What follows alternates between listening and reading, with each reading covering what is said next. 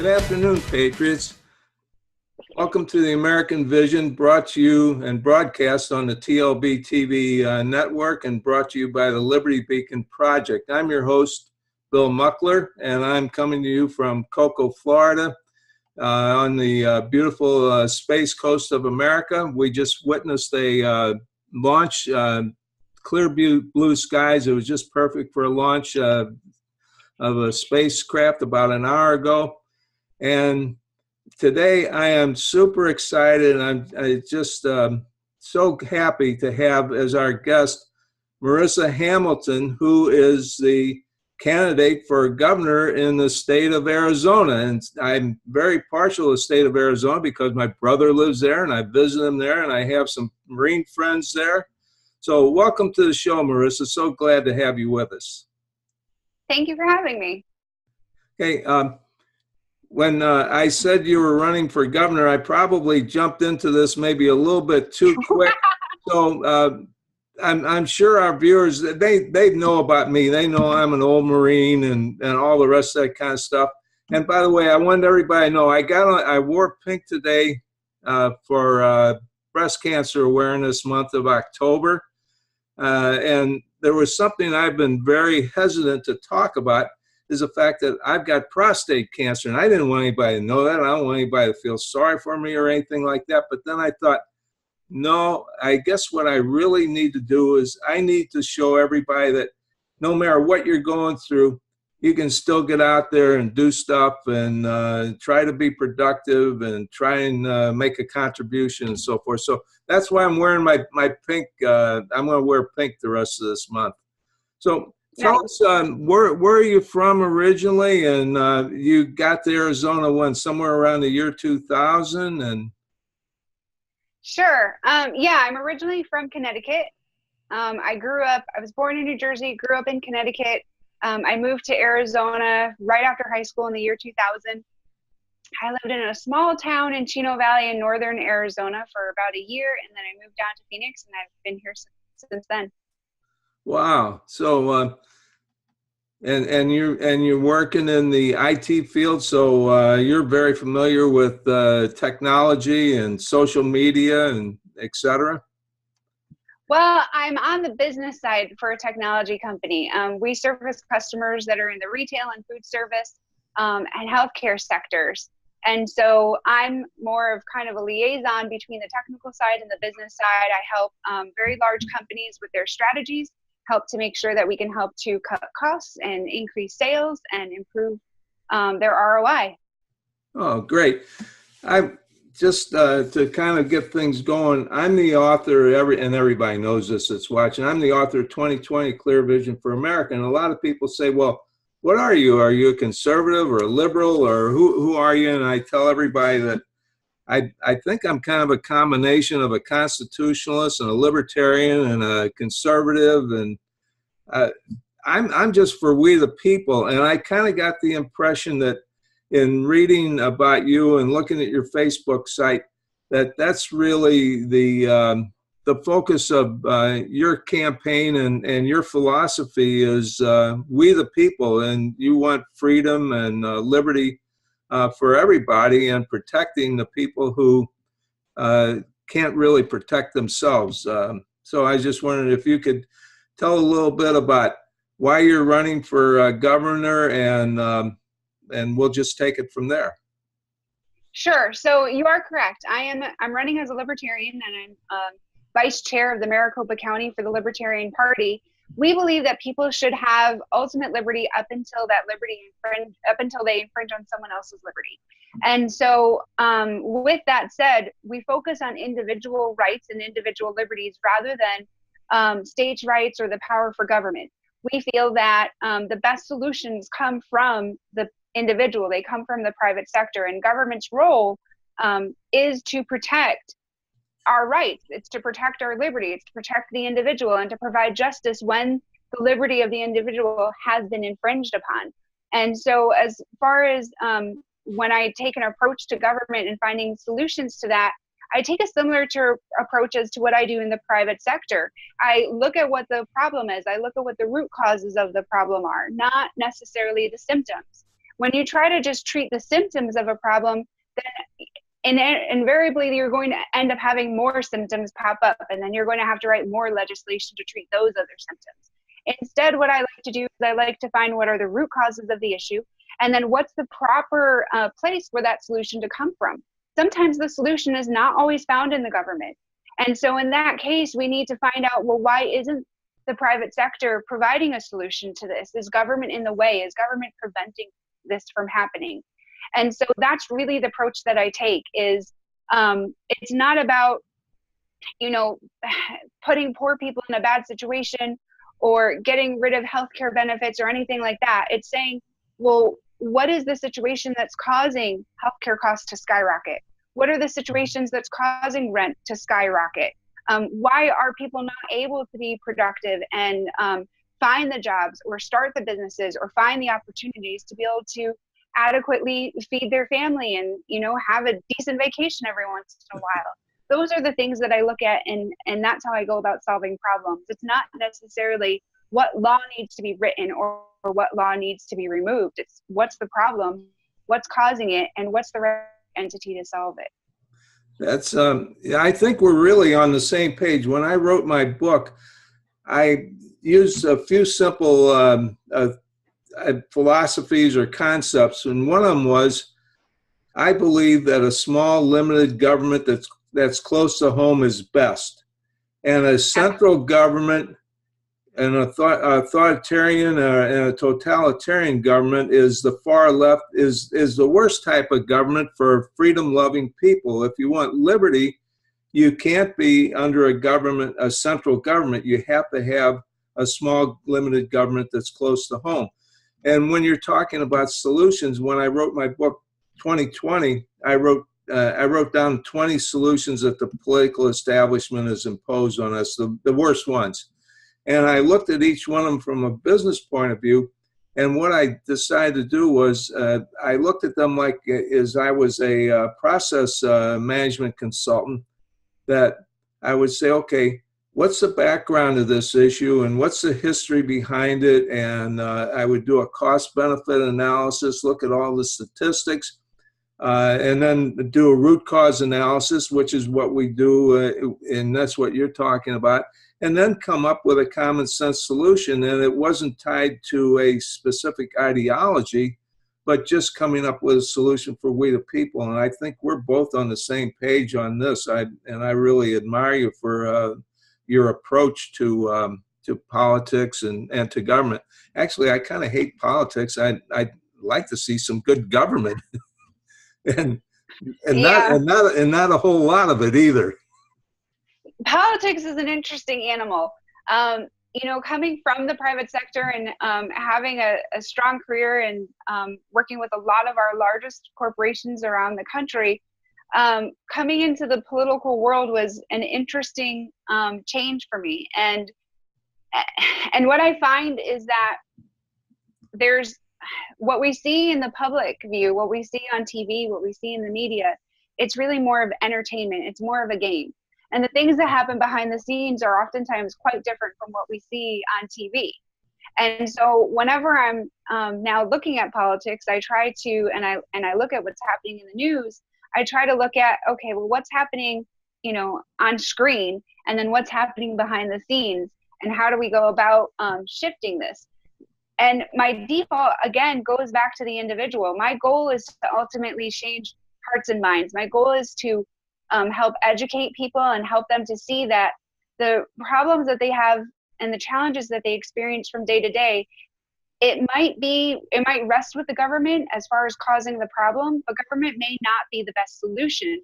And especially when it comes to crime, I like to focus on the fact that, well, was there a victim in this crime, or did the state just call this a crime and just made it up as a crime so that they could collect more money from tickets and fines and things like that? And I think that's a different approach, and that puts the onus back on society and more of a social movement to be able to create change, positive change, and restore liberty for the individual.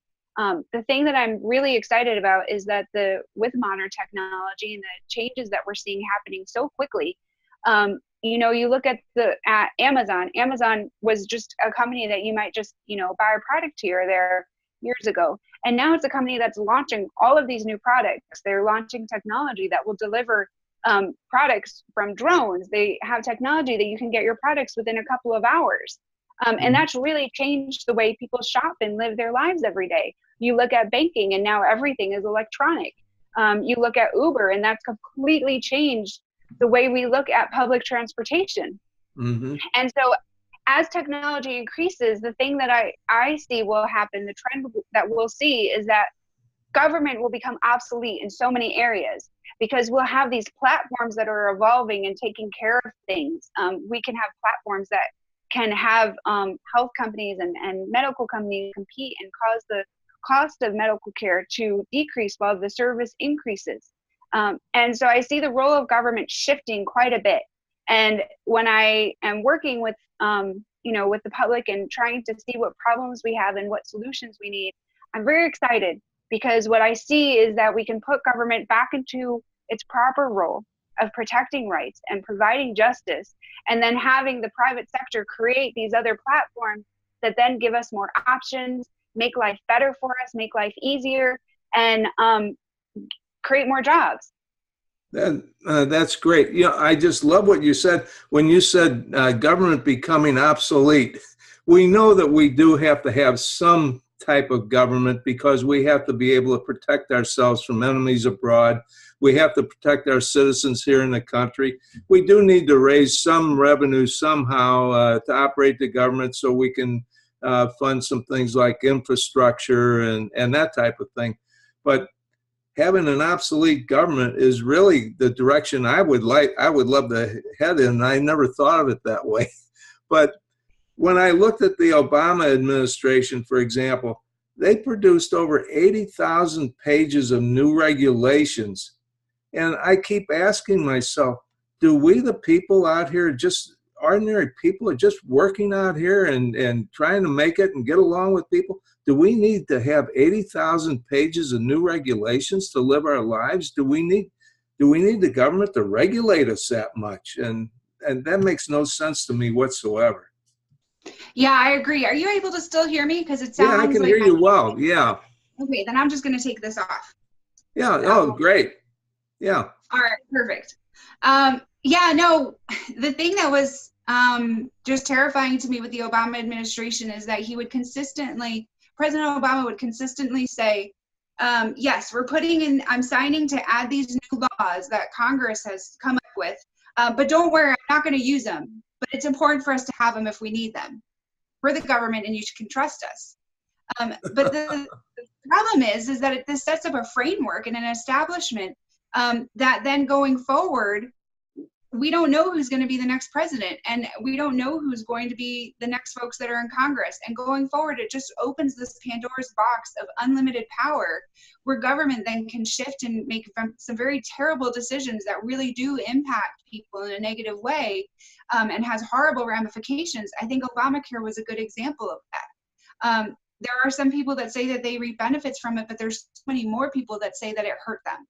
And to mess with something like someone's health care, something that's a life or death situation, that's just an area that we really need to look at the role government plays and say, does this make sense for government to do this? What is government actually good at doing? I mean, they failed at delivering mail. They, they don't do a very good job of maintaining roads.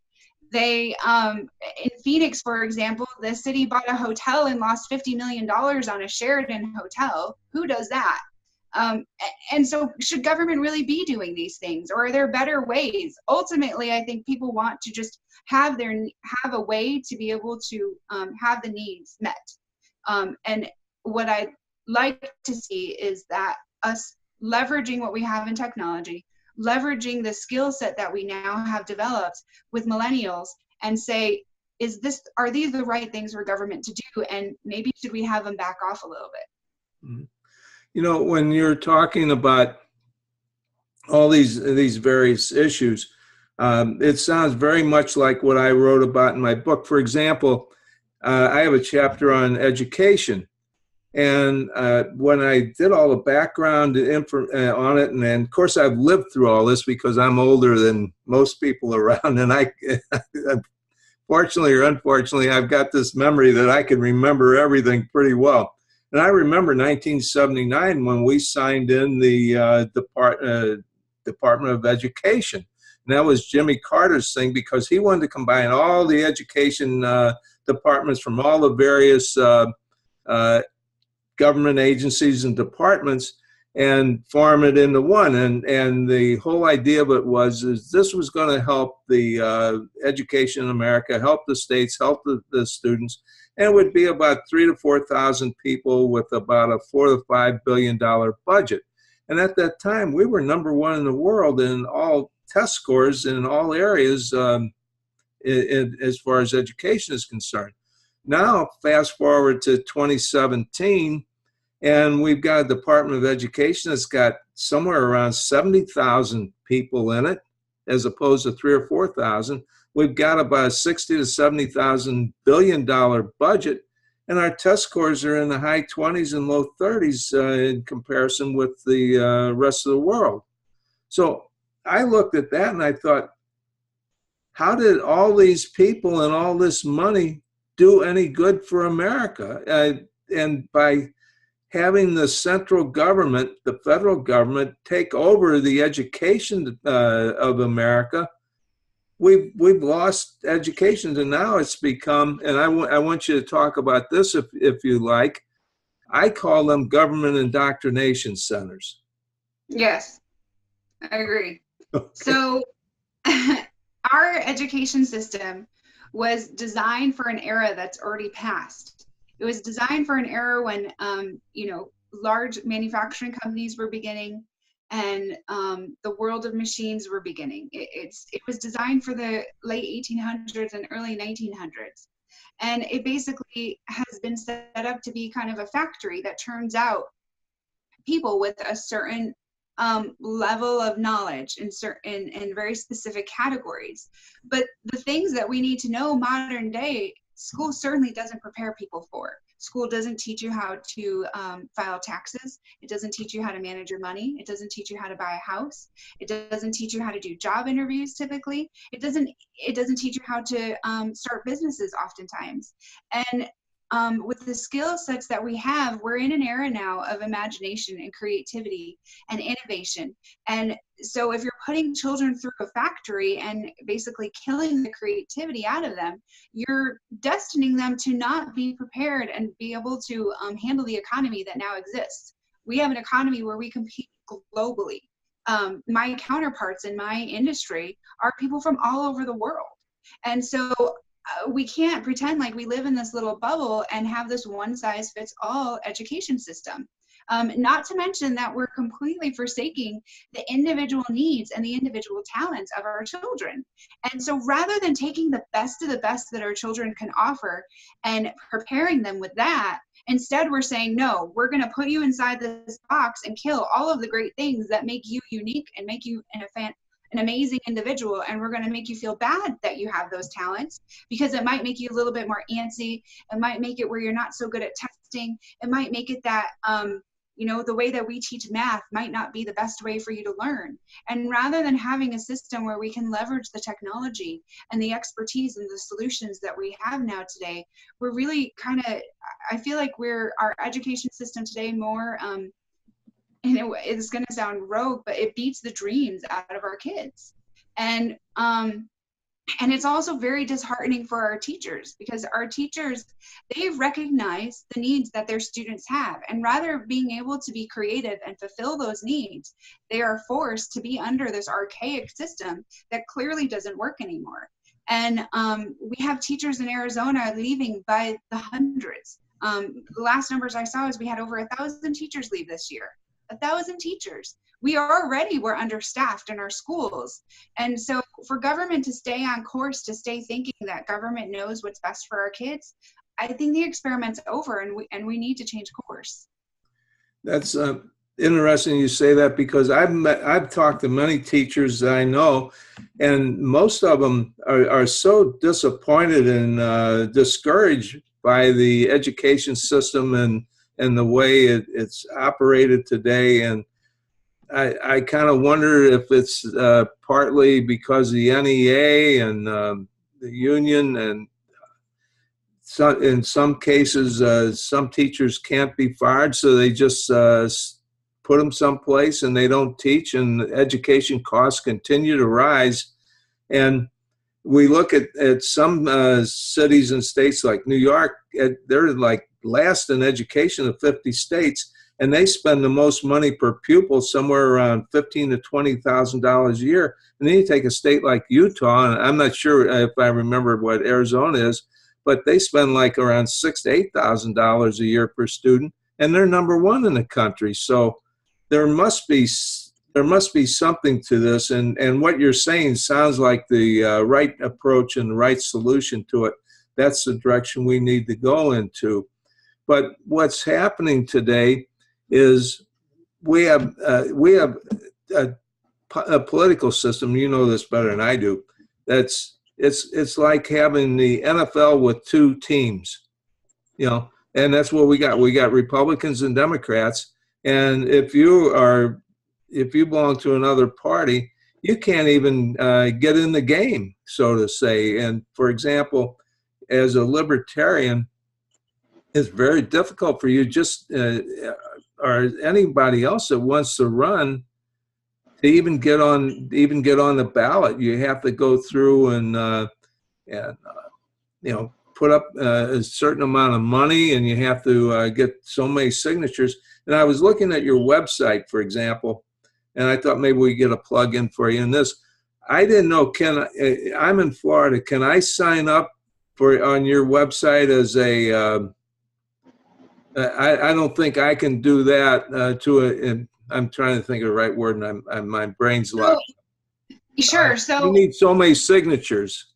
Yeah. So Arizona, so first, just to take a step back, the Republicans and Democrats, I like to look at them as one power system with 2 brands, because clearly what's happening is that both sides are authoritarian, and so both sides will pull a little bit of liberty and then increase power of the government, and they'll do it from 2 different perspectives. And so it's similar to what you're saying, that it's 2 teams. It's almost like a tug of war, but unfortunately the war is losing liberty and increasing the authority of the government. As far as my election is concerned, what's happened in Arizona is a couple of years ago, we had a law that was passed that exponentially increased the burden for really just the Libertarian Party to be able to get on the ballot. And this was a retaliation because there was a previous election that a Libertarian had gotten just enough of a percentage to pull from the Republicans, and there was a important position that the Republicans blamed us for losing. The truth is that Libertarians, we pull equally from the right and the left, because of the fact that we have solutions that focus on the individual, and that attracts people from all sides. Additionally, with that, most of our voters are actually new voters that are becoming active. It's people that have either not wanted to be involved with politics at all and haven't voted for years, or young people that are brand new to politics.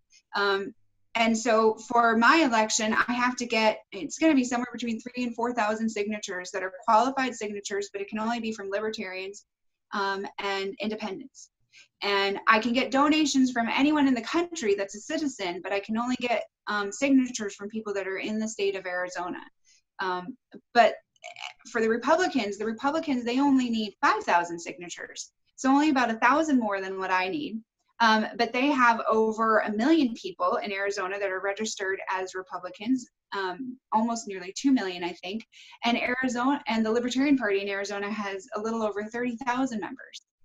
So only 1,000 more signatures, but exponentially smaller pool of people to pull from to get those signatures. So they definitely have it set up to try to keep me off the ballot. Last year, when I ran for office, the U.S. Senate candidate, I ran for U.S. Senate as a write-in, and we had a candidate that had enough signatures to get onto the ballot. But the Republicans, after having to meet that huge threshold, sued him, and he didn't have enough money to fight it in court, so he ended up getting kicked off the ballot. And he would have ran against McCain? Yes. Well, I'm already not liking your system. Well, it came from, my understanding is that it came from some formula that Karl Rove and the Republicans worked up because they wanted to ensure that the Republicans could hold their power in Arizona. And what's funny to me is that if libertarian people like to, hit on the libertarians saying that we don't have the ability to succeed in government, we don't have the ability to win an election. And what I like to say is, well, why did they spend so much money to put this law in place to keep us off the ballot if that was the case? If we truly have no influence, if we truly play no role in politics, and then why did they work so hard to keep us away? You would think that they'd spend more time on other areas. What are these two parties afraid of? They're afraid of competition because pretty soon people are going to catch on. I think I caught on a little while ago. Last year, I wrote a lot of articles on the upcoming election last November. And I said, people are obsessing over whether they like or hate Hillary, or whether they're with her, or they are never Trumpers, or they love Trump, or whatever. And I said, really, here's what you're voting for. You're voting for either a huge expansion of the welfare state, or you're voting for a slow, small expansion of the welfare state. But in any case, you're voting for the same thing. And I'm not saying that people shouldn't have a safety net or get some help. But what I'm saying is when I talk about the welfare state, I really talk about dependency, because what we're doing is we're making so many people dependent. And Americans are a self-reliant, responsible people who are bred from freedom and liberty, not dependency. Yeah, absolutely. And it's, I look at this as it's such a shame because, coming from the technology industry, I see all the innovations that are out there and all the amazing things. And I see the process that it takes to be able to get those innovations off the ground. We have so many creative people that have not been able to pursue their opportunities that they have in front of them, primarily because of the restrictions that government puts in place. Government makes it very difficult to hire employees. Government makes it very expensive just to start a business. Government makes it very expensive for occupational licensing. I mean, in Arizona, we had the state was trying to prosecute someone for cutting hair. They went to cut hair for homeless people, and they wanted to prosecute them for not having a license. Like, what is that? How? And so people like to, be hard and call people that are on welfare leeches and whatnot. But what I look at is, well, what are the opportunities that are out there for them, and why are they in that position? And what I often find is the skills that they have, they're marketable skills. They're skills that you can make money on. They're skills that you could be productive.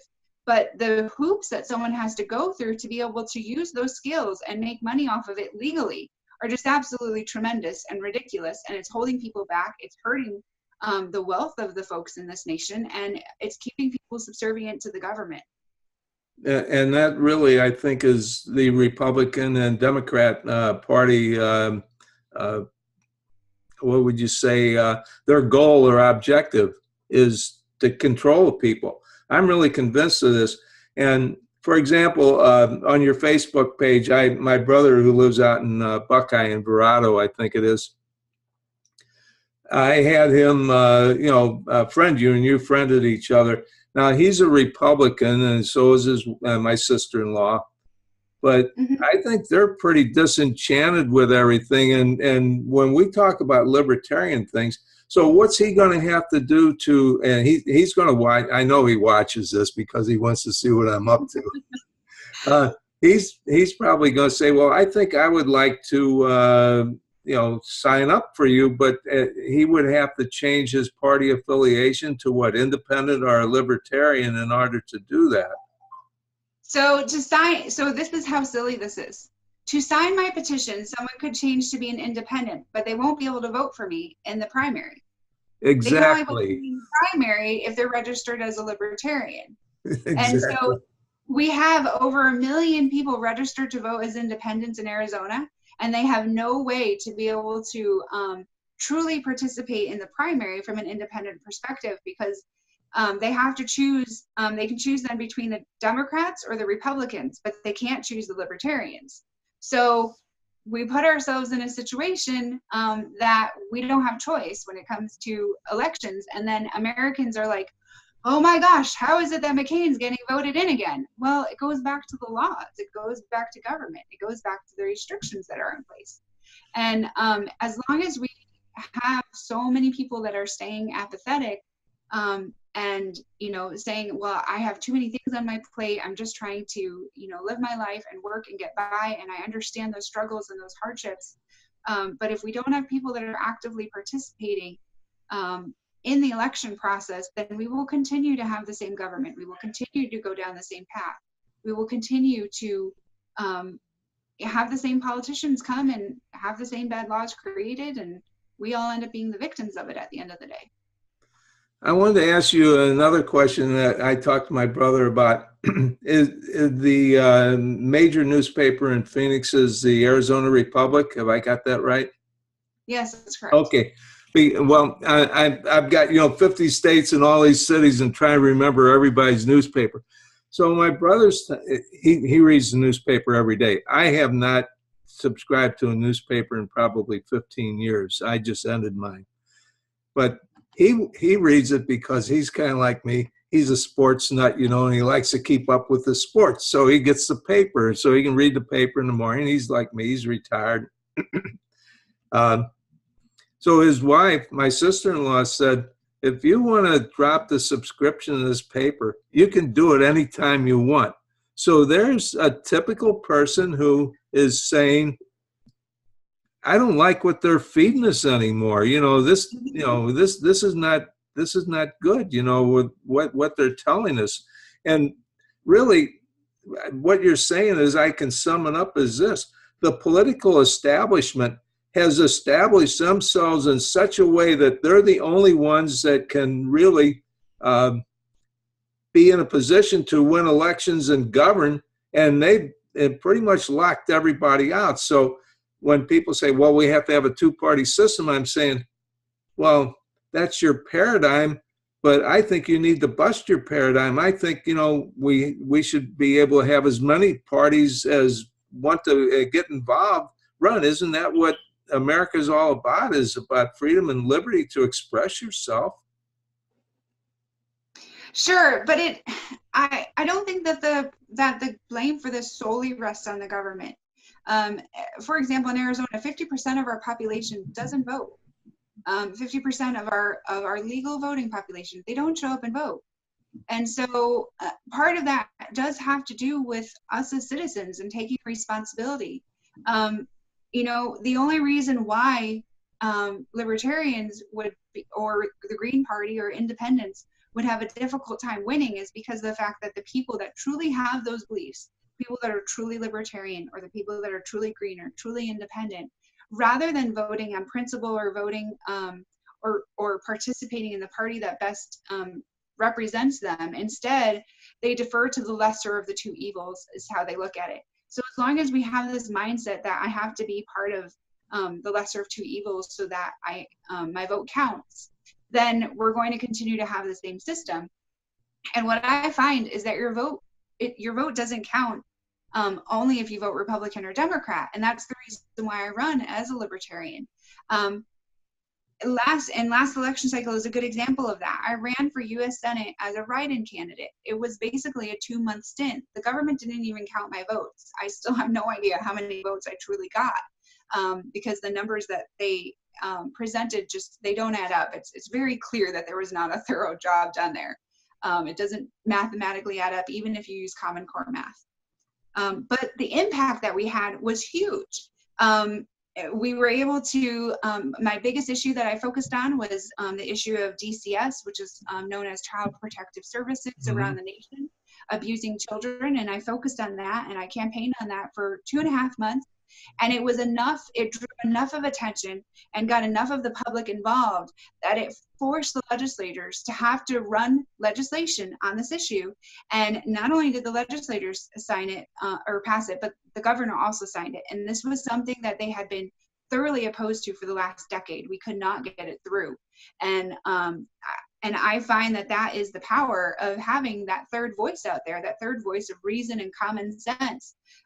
We just need to change hearts and minds. And that is significant enough because it pushes the duopoly to force them into a corner where they do have to make positive change. And so what I recommend is that people vote their conscience, that people check out the other parties that exist. I don't know if you know this, but there's over 40 parties that exist in the country. 40. And, you know, and participating in that process, you can have a huge impact. You don't have to violate your principles and be a Republican or Democrat to make change in this nation. Yeah. And when you talk about the 40 parties or however many there are, I know there's a lot. What happens is, like, I think there's a constitutionalist party, for example, Yes. but they, unless they have a candidate that can petition and get the signatures and put up the $40,000 cash in every state, in 50 states, they don't get on the ballot. So they may appear on the ballot in a few states, but the majority of states are not even on the ballot. So they have, you know, in a sense, that party has, and candidate has no chance whatsoever to get elected, or even show have a good showing to, you know, let people think, well, there's some hope here for the person we voted for. That's definitely true, but they could still run as independents. For example, in Arizona, we have a lot of counties.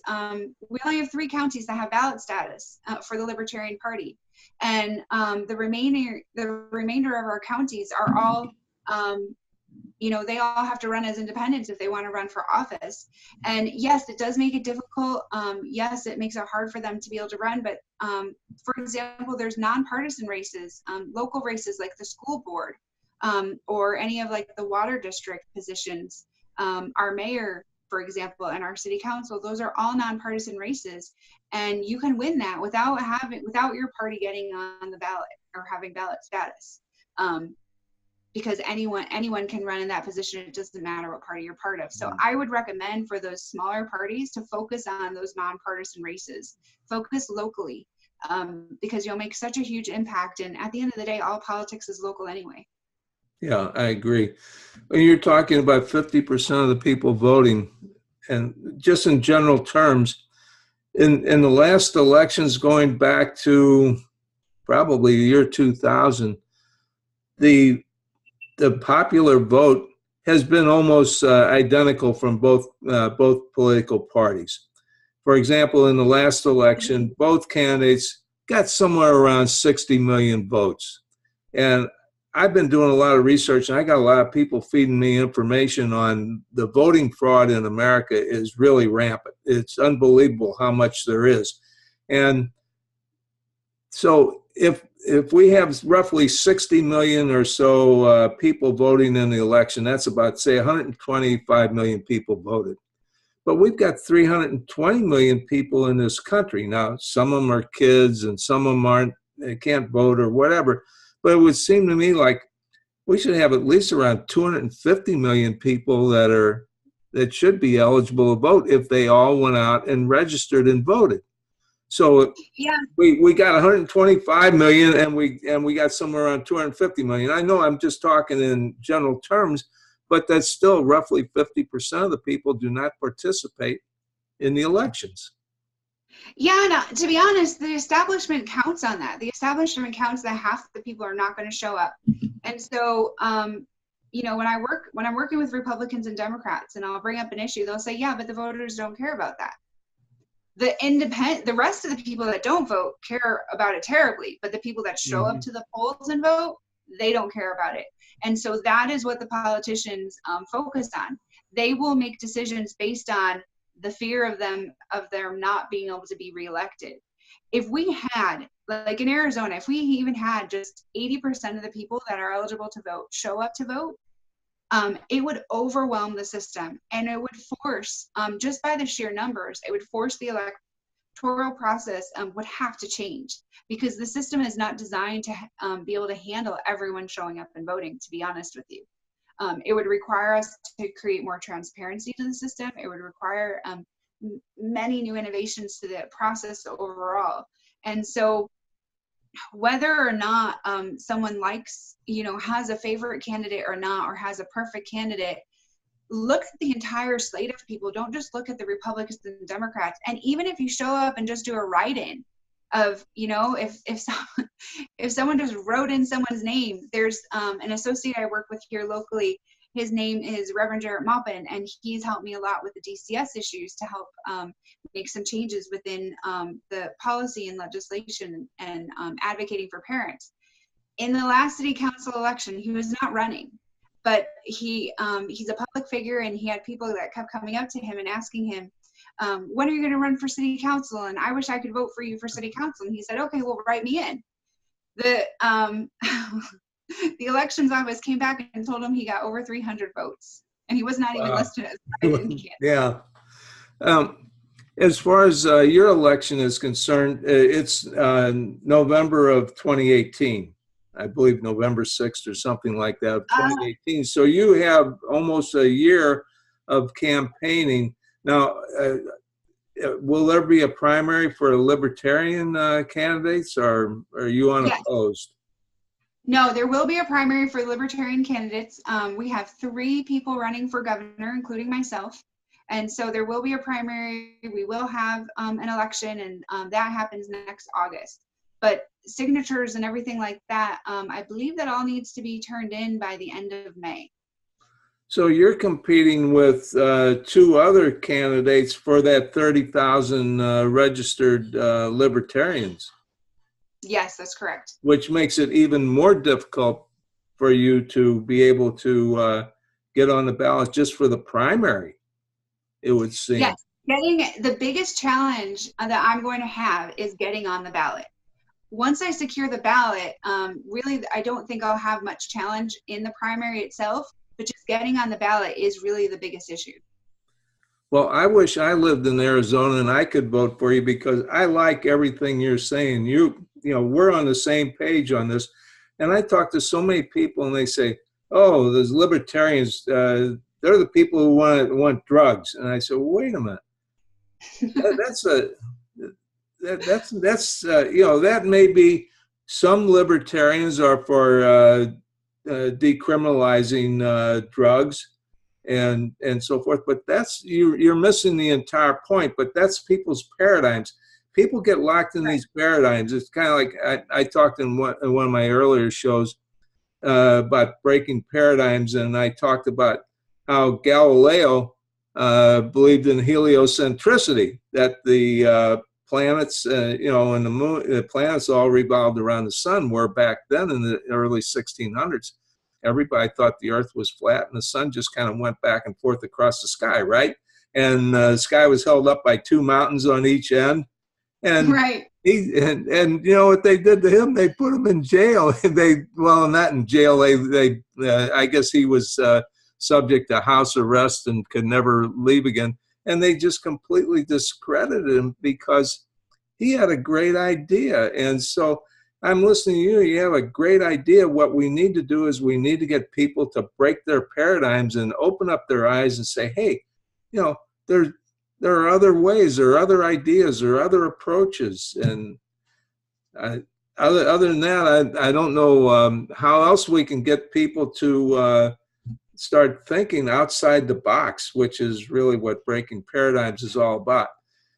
Also, I noticed on your webpage, I saw you with a rifle. And of course, being a Marine, every Marine is a rifleman. So now I'm really impressed. And what I'm doing is leading into, you are really an advocate for the Second Amendment. Yes, absolutely. When I ran for U.S. Senate, when I was trying to make my decision as to what I was going to have as my platforms, I decided to have one of my platforms as absolute Second Amendment. And even though in Arizona, our Second Amendment has not really been at risk until recently, it was something that I wanted to make sure that I was able to promote. And that's because I think even gun advocates have a different perception of the Second Amendment than I believe, and my research has shown me it was intended for. I don't think that the Second Amendment was necessarily just intended for self-defense, or even necessarily just to provide for us to be able to have a mechanism to fight against a tyrannical government. I think that the other piece of it was to keep a check and balance between the weapons of war that a country decided to have, because those weapons of war they knew could eventually be used against their own people. And so the nature of it is that the Second Amendment said specifically that it shall not be infringed, because of the fact that it was to then put the fear of God in government, saying, if you get this government, if you take this weapon, then that means the public gets to have this weapon too. And so because of the nature of government, they had to then create all these regulations to kind of in a way bastardize the Second Amendment, put all these restrictions on, of course, for the safety of the public. But what we've seen is all that's resulted in is a grossly authoritarian government. I would say in many ways our government, at least could, if it's not defined by tyranny, is borderline tyranny. And then we also have a very weakened people, people that are afraid to step out of line, afraid to innovate, afraid to speak what's on their mind, and afraid to really make change. And that's exactly what the Second Amendment and what our the framers of our Constitution did not want to have come into fruition. And so in Arizona, when I go to campaign events, I actually open carry. I don't just, I don't conceal carry, I open carry, because I don't want people to have an unnatural fear of guns. Guns are very safe once you've been trained properly as to how to use them. And really, we shouldn't be afraid of inanimate objects. We should, when it comes to, violence, we should look at violence as a whole, not just at the object that was used to conduct that violence, because the solution is not going to be in the inanimate object. The solution is going to be in looking at society and looking at the well-being and the needs of what's happening. And again, it goes back to the individual. We have a lot of people that are hurting in this nation. We have a lot of people that have needs that are not being addressed. We have a media and a political atmosphere that's creating hate and division on purpose. And those are the things I think we more need to look at. So if someone wants to wage violence against people, they will, regardless of what the object is. The issue with restricting the Second Amendment is that it takes the ability for good people, for people that would have the bravery and courage to stand up and defend the safety of others, and it takes away their ability of being able to do that. Yeah. When in talking about the Second Amendment, I'm glad you talked about the things you did, because in my new book I'm writing, which is 2020, A Clear Vision for Our Future, I'm writing in 3 parts, and part 1 is restoring the Constitution. And after some introduction chapters, I write a chapter called The Fabulous First, referring to the Bill of Rights, First Amendment. And then the next paragraph is entitled The Sacred Second. And I have done so much research, and I've read so much of the pros and cons and everything you can think of about the Second Amendment. And I think I've written the most comprehensive chapter or treatise on the Second Amendment that's ever been published, because I approached it from every way you could. And I really like the way you described it, because obviously you've nailed it as far as the Second Amendment's concerned. Unfortunately, I think we're just about starting to run out of time. So what can people do to join your team, so to say, and support you in Arizona? Because I really want you to have an opportunity to succeed. Sure, thank you for that. You can go to my Facebook page, which is Hamilton4az.com. Hamilton, the number 4az.com, and over there you can sign up to volunteer. You can also sign my petition from that site if you're registered to vote in Arizona as an independent or libertarian. That link will also lead you to a link to be able to change your registration if you want to change and become a libertarian. And then and you can also donate from that page. And just for future reference, in order to be able to get those 4,000 signatures, it costs $4 a signature to get a professional to do it, so I can verify and validate that it's a valid signature. So literally every $5 that gets donated to me means 1 signature towards that 4,000. So it's a very big deal. The other thing is that you can find me on Facebook at Vote Merissa Hamilton, and there is a group there that we have on Facebook for volunteers if people want to join that. And then you can also find me on Twitter at Merissa Hamilton. Okay, so for all of our viewers in Arizona, now you know what you can do. And for all of our viewers who are in the rest of the country, the other 49 states, what we can do is we can donate. And if we just donate $5 or $10, anything will help, because we need to have new voices in our government, and we need to have people who are thinking outside the box and who are thinking about we the people and what we can do for we the people, and the children and human rights, which we didn't even get an opportunity to get into in this show. So, hey, Merissa has a vision, and one of the things I talk about all the time is Proverbs 29:18, where there is no vision, the people perish. That's right out of the Bible. So, you know, I'm not making this stuff up. And the 2020 vision is my life, and my life is a 2020 vision. So, thanks for watching, boys and girls. We really appreciate having you on. And Merissa, it's just been a joy and a privilege to have you join us today. Thank you so much for having me on, and thanks for all the work that you've been doing. And I know that it takes a lot of effort to write books, and it's amazing for you to be able to do all that research and be able to have that information available at everyone's fingertips. So thank you for that. Well, thank you. And so we'll conclude with God bless you and God save our America. Amen.